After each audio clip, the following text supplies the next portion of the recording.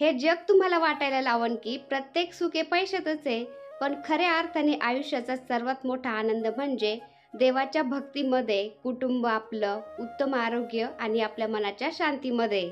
त्यामुळे नेहमी शांत राहायचं, कारण वादळ नेहमी शांत समुद्रातूनच येत असतं, रागानं नाही तर संयमाने जिंकायला शिकायचं असतं.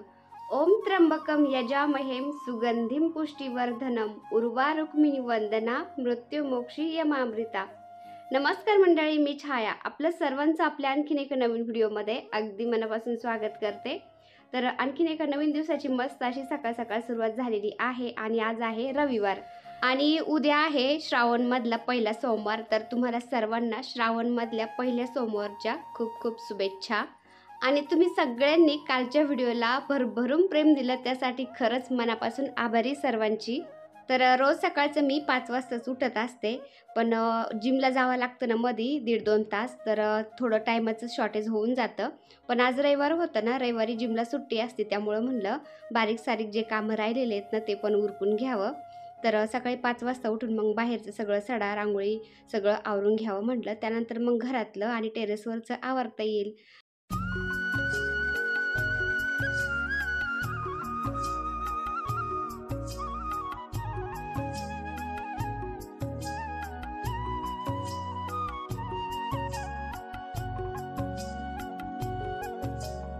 आणि सकाळ सकाळचं वातावरण कसलं भारी ना ताई, एवढं प्रसन्न वाटतं ना. बेडवरून उठायच्या वेळेस थोडासा कंटाळा येतो, पण उठून एकदा बाहेर आलं ना फ्रेश हवेला सगळं आळस पळून जातो. त्यामुळेच तर म्हणतात, निसर्गाच्या सौंदर्याचा अनुभव तुम्हाला घ्यायचा असेल तर सकाळी लवकर उठावं लागतं. सकाळच्या शांत वातावरणामध्ये निसर्गाची विविध रूपं अधिक स्पष्टपणे दिसतात असं म्हणतात आणि त्याची स्पष्ट रूपं आपल्याला पाहायला मिळतात.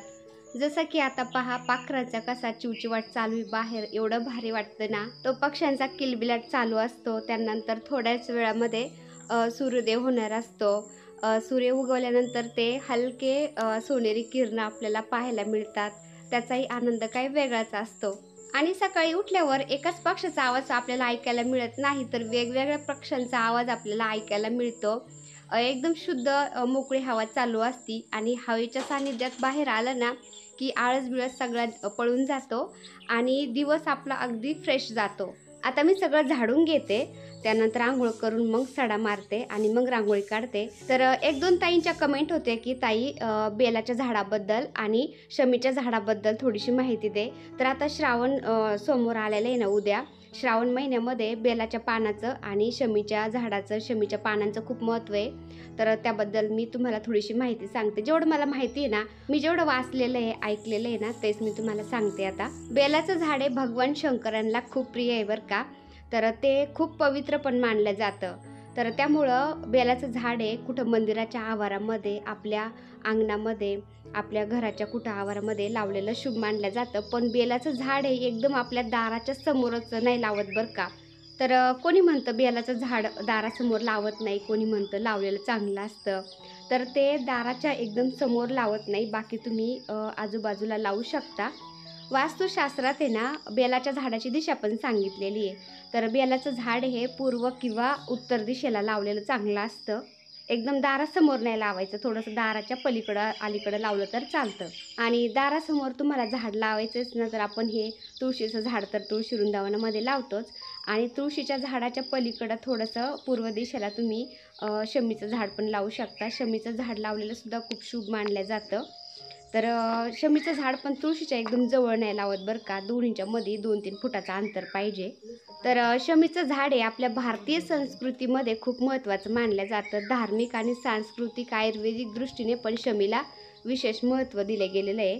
हे झाड शनिदेवाशी संबंधित मानलं जातं आणि त्याची पूजा पण केली जाते. शनिदोष मुक्त म्हणजे शनिदोषापासून मुक्त झाला जातो आपण, असं पण म्हणतात बरं का. असं मानलं जातं की शमीचं झाड आपल्या अंगणामध्ये लावून त्याची पूजा केली, रोज तिथं दिवाबत्ती केली, तर आपल्या घरामध्ये सुख समृद्धी टिकून राहते असं पण म्हणतात. कारण शमीच्या झाडाला शनिदेवांचं प्रतीक म्हणून ओळखलं जातं. त्यामुळे शमीच्या झाडाची पूजा केली जाते, तिथं रोज दिवा लावला जातो. त्यामुळं आपल्या जीवनामध्ये ज्या अडीअडचणी येणार आहेत ना, त्या दूर झाल्या जातात आणि शनिदेवांचा कोप होत नाही. शनिदेव शांत झाले जातात आणि आपल्या जीवनामध्ये सुख समृद्धी टिकून राहते. आता शमीच्या झाडाबद्दल भरपूर आख्यायिका आहेत बरं का, जेवढं मी ऐकले तेवढं सांगते. तर असं म्हणतात की भगवान रामांनी लंकेवर स्वारी करण्यापूर्वी शमीच्या झाडाखाली पूजा केली होती असं म्हणतात. आणि दुसरी आख्यायिका अशी आहे, महाभारतात पांडवांनी अज्ञातवासात आपली शस्त्रे शमीच्या झाडात लपवली होती, म्हणजे लपून ठेवली होती असं पण सांगितलं जातं. आणि त्यामुळेच तर दसऱ्याच्या दिवशी म्हणजे विजयादशमीच्या दिवशी शमीच्या झाडाची पण मनोभावे पूजा केली जाते. तुळशीचं पान महादेवांना किंवा महादेवाच्या सगळ्या परिवाराला अजिबात वाहिलं जात नाही, पण शमीचं झाड एक मात्र महादेवांना किंवा महादेवाच्या पूर्ण परिवाराला सुद्धा वाहिलं जातं. गणपती बाप्पांना पण शमीचं झाड वाहतात, त्यानंतर भगवान शंकरांना पण वाहतात. त्यामुळे श्रावण महिन्यामध्ये शमीचं पान पण आपण महादेवांना अर्पण करायचं असतं बेलपत्राच्या बरोबर. त्यामुळे भगवान शंकरांना शमीच्या पानाबरोबर बेलपत्र, दूध, मध, चंदन, भांग, धतुरा, अक्षदा आणि पंचामृत अर्पण केलेलं खूप शुभ मानलं जातं. असं म्हणतात शमीच्या झाडा म्हणजे शमीच्या पानाबरोबर बाकीच्या इतर वस्तू पण असं भगवान शंकरांना अर्पण केल्या ना, भगवान शंकर लवकर प्रसन्न होतात असं सांगितलं जातं. आता बाहेरचं सगळं आवरलं, त्यानंतर मी लागले स्वयंपाकाला. कारण फौजी साहेबांना पहाटच फोन आला होता, त्यांना अर्जंट ड्युटीवर जायचं होतं ना. म्हणलं आता नाश्ते वगैरे काहीच नाही बनवत, डायरेक्ट स्वयंपाकच करते आणि फौजी साहेब मग जेवण करूनच जाते. नाश्ता केला ना सकाळी, त्यांना दुपारपर्यंत भूक लागते आणि ते काय डबा घेऊनच जात नाही, ते डायरेक्ट 9-10 वाजता जेवण करून जात असतात. पण त्यांना लवकर जायचं होतं ना, तर म्हटलं आता लवकर बनवते मी, जेवण करून जाते, मग टेन्शन नाही दिवसभर.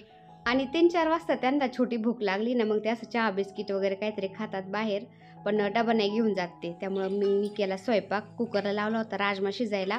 राजम्याला पटकन वाटण घातलं मी, राजम्याची भाजी केली, मस्त चपाती आणि भात. आता सगळा स्वयंपाक झाला ना, लगेच मी सगळे भांडे घासून किचन क्लीन करून घेते. तर सकाळ सकाळ असं स्वयंपाक पाणी सगळं उरकून किचन क्लीन करून घेतलं ना, दिवसभर एकदम छान वाटतं. दुपारी मग काय थोडेसे जेवणाचे भांडे राहतील ते मी टपात भरून ठेवते आणि संध्याकाळच्या चहा पाण्याच्या भांड्याबरोबर घासून टाकते. आणि एकदा किचनमधलं सगळं आवरलं ना, मग बाकीच्या कामाला वेळ मिळतो. जसं की आता कपडे धुवायचे असतात, काही हाताने काही मशीनमध्ये लावत असते मी.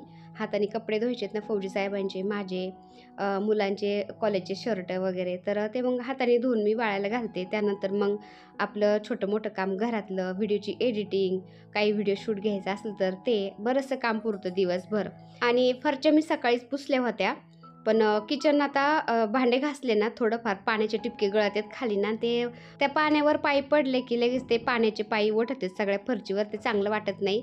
त्यामुळं म्हणलं आता झाडून पुन्हा मी थोडंसं पुसून घेते किचनमध्ये, म्हणजे छान वाटतं. आता बाहेरच्या इथल्या मनी प्लांटला त्याला पाणी घालायचं राहिलं होतं, तर घरातून गोडं पाणी आणलं मी, गोडं पाणी घालते. इथल्या झाडांना बोरचं पाणी घातलं ना, ते झाडं लगेच मरत आहेत.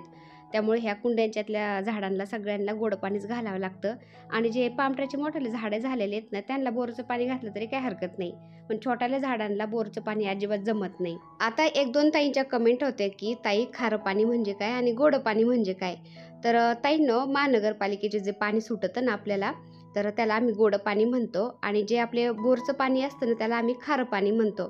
कारण आमच्या बोरला थोडंसं खारट पाणी येतं, खूप मोठं पाणी असतं, त्याच्यामध्ये खूप क्षार आहेत ना, त्यामुळं ते छोट्याल्या झाडांना अजिबात जमत नाही. त्या बोरच्या पाण्याने जास्त क्षारमुळं झाडं मरून जातात.